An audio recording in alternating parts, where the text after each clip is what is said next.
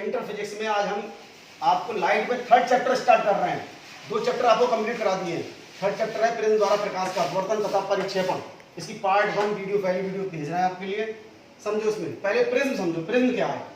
Prism समझाने के लिए हमने देखो ये थोड़ा नीचे करो अम्मा कैमरा, हमने ये दिखाए एक समतल पृष्ठ ये है, एक समतल पृष्ठ ये है, एक समतल पृष्ठ इधर का है, एक समतल पृष्ठ ये है। ये समतल पृष्ठ किसी एंगल पर झुके हुए हैं, समांतर नहीं होना चाहिए, किसी एंगल पर झुके होना चाहिए।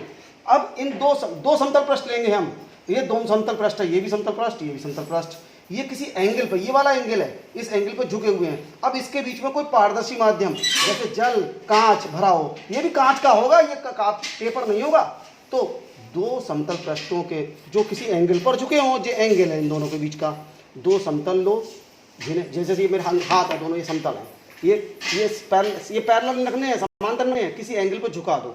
झुकाने के पश्चात एक समतल जे, एक समतल जे किसी एंगल पर झुके हुए हैं, इनके खाली जगह बीच में एक कोई पारदर्शी माध्यम भर दो, पारदर्शी माध्यम भर दो। तो इसको क्या कहते हैं, ये क्या बन के तैयार हो गया हमारा, प्रिज्म, प्रिज्म कहते हैं। तो क्या एक डेफिनेशन होगी, डेफिनेशन लिखाइए, किसी कोण पर झुके, किसी कोण पर झुके, झुकना जरूर होना चाहिए, किसी कोण पर झुके दो समतल पृष्ठों के बीच घिरे, इनके बीच में घेर दो क्या, कोई पारदर्शी माध्यम को हम क्या कहते हैं, प्रिज्म कहते हैं।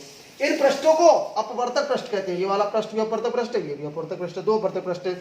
और जिस कोण पर ये झुके हैं दोनों पृष्ठ, ये दोनों पृष्ठ जो समतल पृष्ठ है, इन्हें अपवर्तक पृष्ठ कहते हैं। जिस कोण पर झुके हुए ये कोण है इनके बीच का, इसे प्रिज्म का कोण कहते हैं, कैपिटल ए से लिखते हैं इसे। अब इस प्रिज्म को सामने से देखें, या ऐसे लंबवत काट दें, ऐसे करके लंबवत काट दें, तो सामने से त्रिभुज दिखेगा। उस त्रिभुज को देखो, ये चित्र में दिखाया हमने, ABC, इसको हम इसका समतल परिच्छेद कहते हैं। ये परिच्छेद है, अनुप्रस्थ परिच्छेद है, इसको सामने से काट दें तो इस तरह का त्रिभुजाकार दिखेगा प्रिज्म, इसे कहते हैं अनुप्रस्थ परिच्छेद। ABC इस प्रिज्म का जो सामने से देख रहे हैं वो दिख रहा है, पूरा प्रिज्म दिख रहा है, इसे कहेंगे हम इसका प्रिज्म का अनुप्रस्थ परिच्छेद। अब इसमें से जे वाला जो एंगल है A, ये समतल इधर है, एक समतल ये है, एंगल A पर झुके हुए हैं, ये कहलाएगा प्रिज्म का कोण।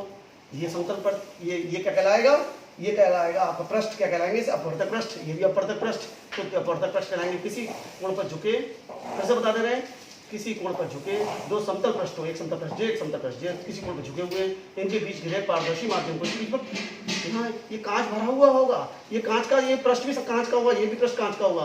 किसी कोण पर झुके हुए दो समतल पृष्ठों के बीच घिरे पारदर्शी माध्यम को प्रिज्म कहते हैं। इस कोण को, जिस कोण पर झुके हुए हैं, इसे प्रिज्म का कोण कहते हैं। ये इसमें प्रिज्म का कोण है, एंगल ऑफ प्रिज्म, प्रिज्म का कोण कहते हैं। और इन दोनों समतल पृष्ठों को अपवर्तक पृष्ठ कहते हैं, जिससे अपवर्तन होना है प्रकाश का, अपवर्तक पृष्ठ कहते हैं। अब ये सामने से जो दिख रहा है, हमने से काट के दिखाया है त्रिभुजाकार, ये इसका अनुप्रस्थ परिच्छेद ABC। अब ये हमने डेफिनेशन बता दी है, प्रिज्म का कोण क्या है, अपवर्तक पृष्ठ क्या है, प्रिज्म क्या है। अब हम बताएंगे सेकंड टॉपिक इसका, विचलन कोण। विचलन कोण को लिखते हैं डेल्टा से, विचलन कोण डेल्टा से लिखते हैं। देखो क्या हुआ, क्या है प्रिज्म के अंदर, देखो ये प्रिज्म पर हमने इधर से लेफ्ट हैंड साइड से एक प्रकाशीय किरण डाली PQ जाकर इसके पहले समतल पृष्ठ AB पर जाकर गिर रही है, किस बिंदु पर, Q बिंदु पर, क्लियर। तो ये आपतित किरण है, PQ आपतित किरण, ये प्रकाशीय किरण दिखा रहे हैं, PQ आपतित किरण। अब प्रकाशीय किरण PQ जाकर गिरी Q पॉइंट पर, तो Q पॉइंट पर समतल पर हमने लंब खींचा, तो लंब है LE इस पर, इसके पृष्ठ पर लंब है। अब हम जानते हैं ये प्रकाश किरण प्रिज्म में घुसने से पहले थी वायु में। अगर ये कांच का प्रिज्म है तो कांच में जा रही है, तो एक माध्यम से दूसरे माध्यम में जा रही है। वायु है विरल है, अंदर अगर कांच है तो कांच है सघन। और हम आपको बता चुके हैं, जब एक माध्यम से दूसरे माध्यम में प्रकाश किरण जाती है तो अपने मार्ग से विचलित हो जाती है, और विरल से सघन में जाएगी तो अवलंब की ओर झुक जाएगी। तो ये किरण ऐसे जा रही थी, ऐसे जाना चाहिए इसे। अब अवलंब है QE अवलंब है, तो ऐसे ना जाकर QE की तरफ झुकेगी, तो ऐसे झुक जाएगी। जनरली आधार BC, प्रिज्म का आधार BC इसके समांतर हो जाएगी, QR दिशा में जाएगी। तो पहले पृष्ठ AB के लिए आपतित किरण है PQ और अपवर्तित किरण है QR, और ये है इसका अवलंब। तो अवलंब, और हम ये किरण घटना कौन सी हो रही है, अपवर्तन की, क्योंकि प्रकाशीय किरण एक माध्यम से दूसरे माध्यम जा रही है, तो अपने मार्ग से विचलित हो जा रही है। तो ये PQ आपतित किरण, LQ है अवलंब, आपतित किरण और अवलंब के बीच बने कोण कहते हैं आपतन कोण, से I से लिखेंगे। और QR है अपवर्तित किरण, और QE है अवलंब इधर के लिए, तो इन दोनों के बीच बने कोण को ये हम कहेंगे अपवर्तन कोण आर से लिखेंगे। अब ये क्यू आर ग्रहण जाके गिरी जाके दूसरे पृष्ठ पर एसी के इधर भरा हुआ है कांच, अगर कांच का प्रिज्म है उधर भरी हुई वायु, तो इसका मतलब अब फिर प्रकाशीकरण जब इधर जाएगी प्रिज्म से बाहर तो माध्यम फिर चेंज होगा, फिर अपवर्तन होगा, फिर अपवर्तन होने पर प्रकाशीकरण जो ऐसे जानी चाहिए थी अवलंब जे है आर एन, अब जा रही है उल्टा कांच से वायु में, यानी सघन से विरल में जा रही है। तो अवलंब के अब पहले विरल से सघन में जा रही थी, अवलंब की ओर झुक रही थी, अब जा रही है सघन से विरल में जा रही है। तो अवलंब जे है तो ये किरण जानी ऐसे चाहिए, तो अवलंब की ओर नहीं जाएगी, अवलंब से दूर भाग जाएगी, तो ये आर एस दिशा में निकल जाएगी। तो ये प्रिज्म के अंदर पूरा प्रकाश का किरण का पथ दिखाया गया है, P Q R S. P Q आपतित किरण कहलाएगी और पहले पृष्ठ के लिए आपतित किरण पी क्यू, अपवर्तित किरण क्यू आर, दूसरे पृष्ठ के लिए आपतित किरण क्यू आर और अपवर्तित किरण आर एस। पूरे प्रिज्म के लिए देखें तो आपतित किरण पी क्यू और आर एस है निर्गत किरण, निर्गत जो निकल रही है बाहर। क्लियर? अब हम क्या बता रहे हैं, इस एंगल अपवर्त, इसे अगर हम इसको हम उल्टा रेस बदल दें, अगर आपतित किरण पी क्यू है तो निर्गत किरण है आर एस। प्रकाश की उत्पन्नता के अनुसार अगर आपतित किरण हो जाए एस आर, उलट दे इसके पथ को प्रकाश के, आर एस हो एस आर हो तो निर्गत किरण होगी क्यू पी, उलट जाएंगी, आपस में चेंज हो जाएंगी।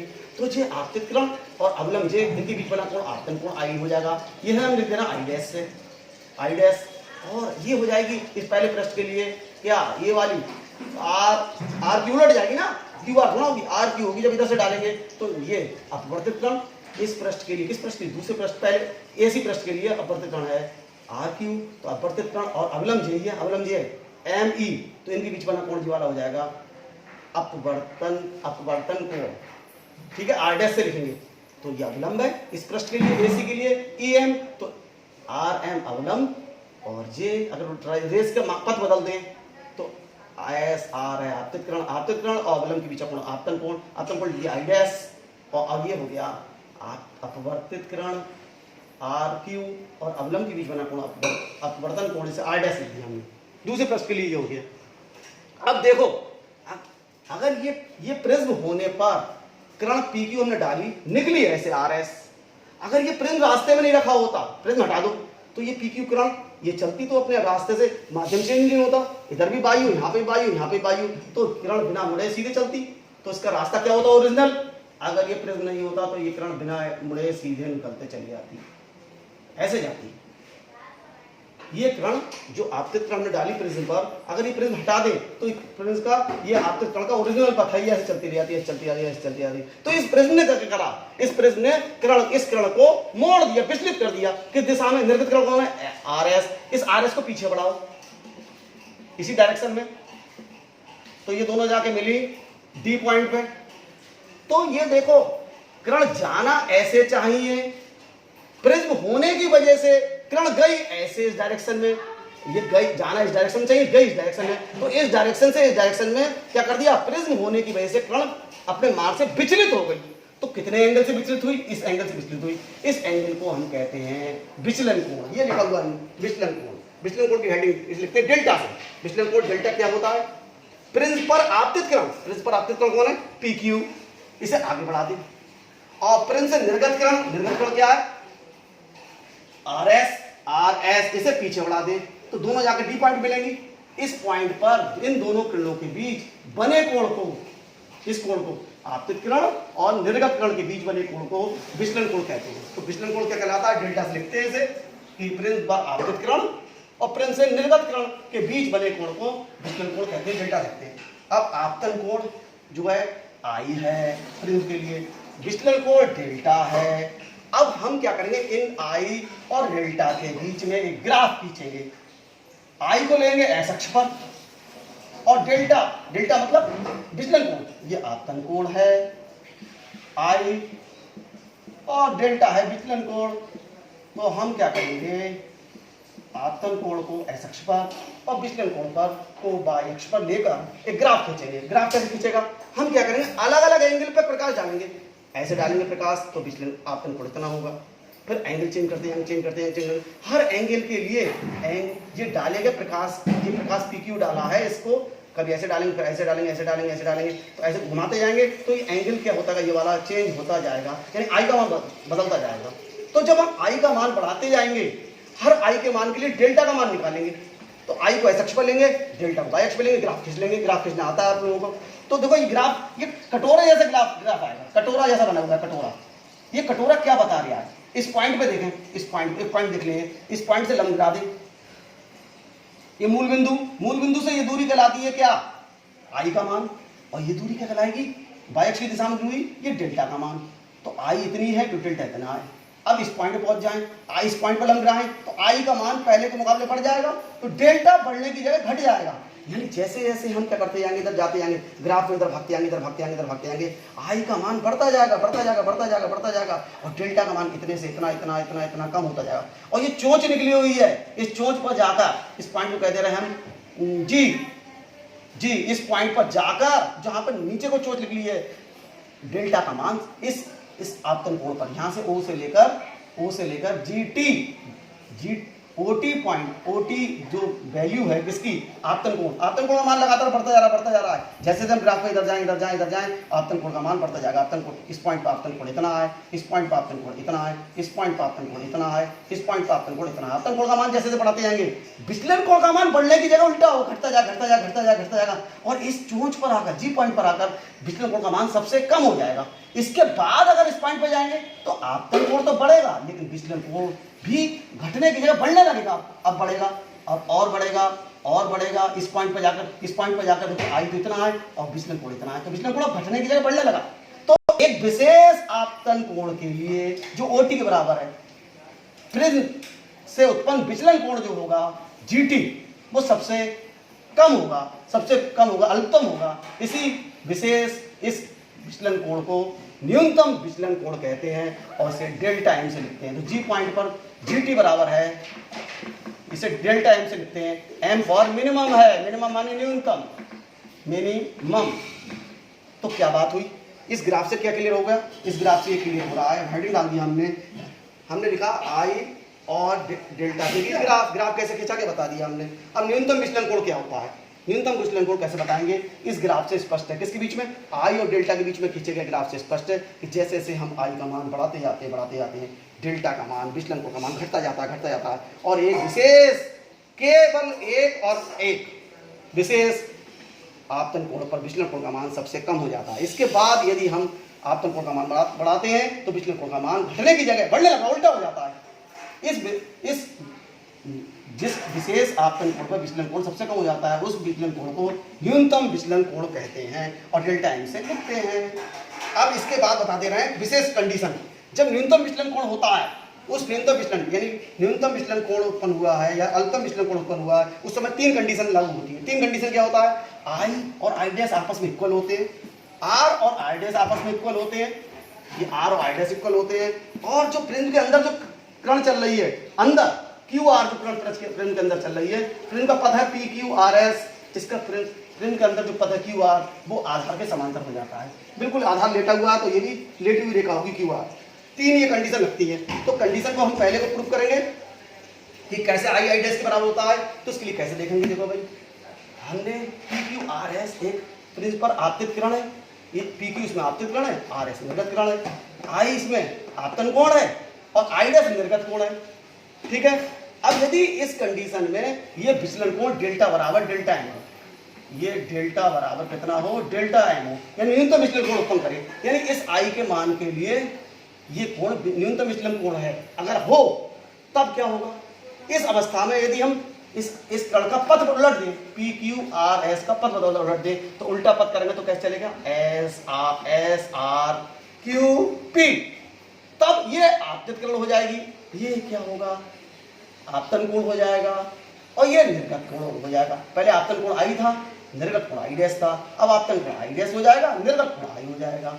अब इस कोण के लिए भी प्रिज्म कंडीशन तो वही है, आपतित किरण, अब आपतित किरण ये होगी, निर्गत किरण ये होगी, इन दोनों के बीच बना कोण यही तो होगा, ये भी न्यूनतम विचलन कोण होगा। तो इस समय भी न्यूनतम विचलन कोण है जब कण का पथ बदल उलट दिया।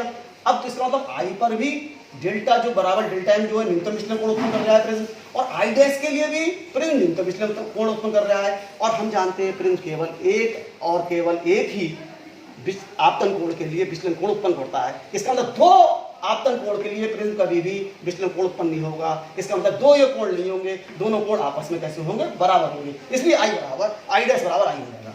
प्रूफ हो गया, आई डैश बराबर आई हो जाएगा।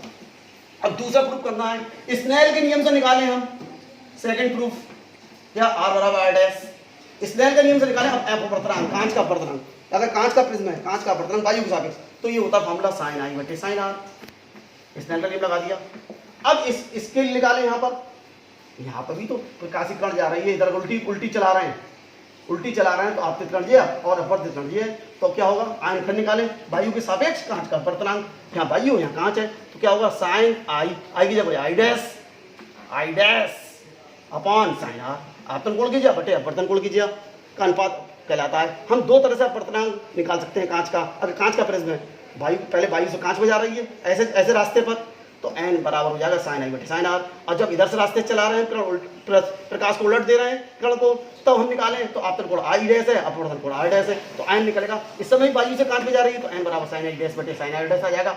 अब यदि प्रिज्म न्यूनतम विचलन कोण उत्पन्न करता हो, तो कंडीशन क्या होती है, आई डैश बराबर आई होता है। तो हम इसमें आई की जगह रख देंगे आई डैश, ठीक है।